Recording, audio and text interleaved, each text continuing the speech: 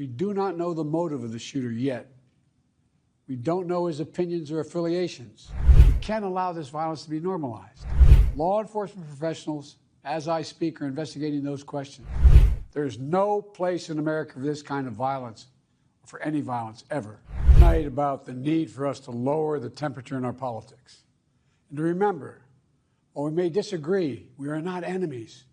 We're neighbors, we're friends, co-workers, citizens, and most importantly, we're our fellow Americans. We must stand together.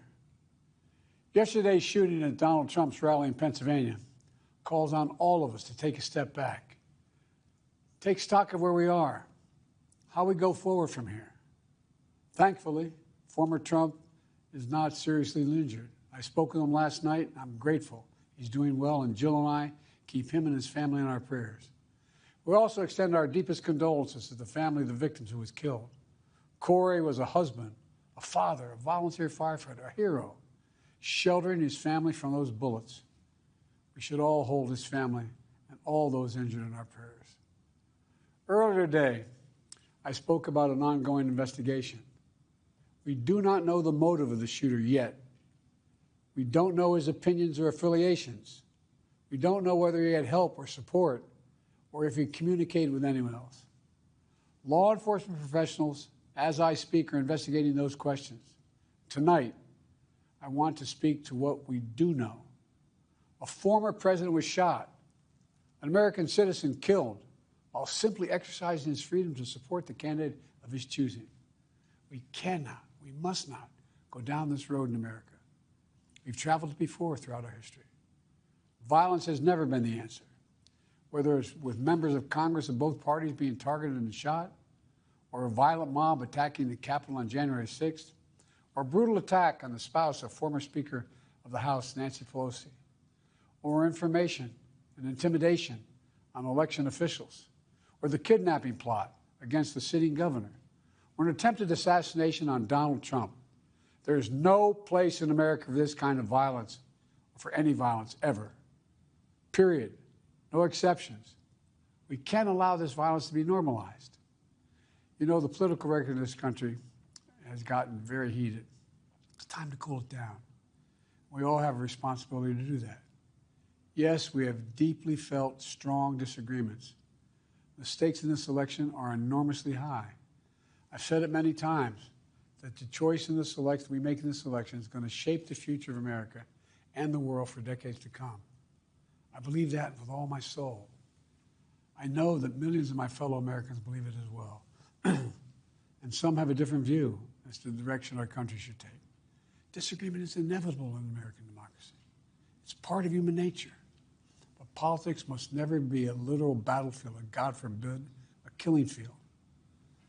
I believe politics ought to be an arena for peaceful debate, to pursue justice, to make decisions guided by the Declaration of Independence and our Constitution. We stand for an America, not of extremism and fury, but of decency and grace.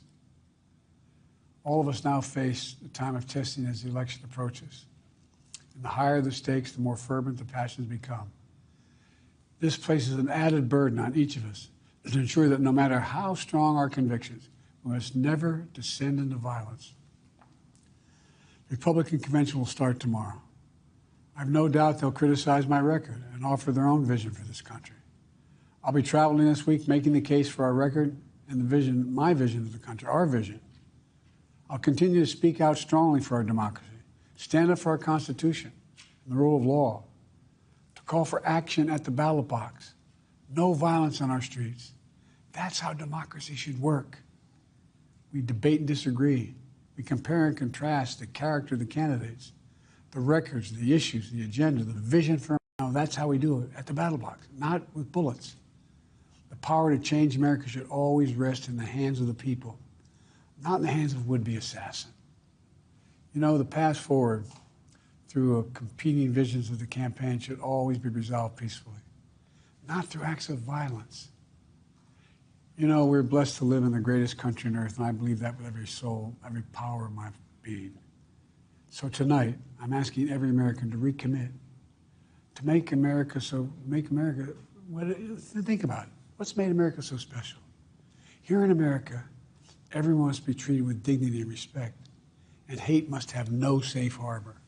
Here in America, we need to get out of our silos, where we only listen to those with whom we agree, where misinformation is rampant, where foreign actors fan the flames of our division to shape the outcomes consistent with their interests, not ours.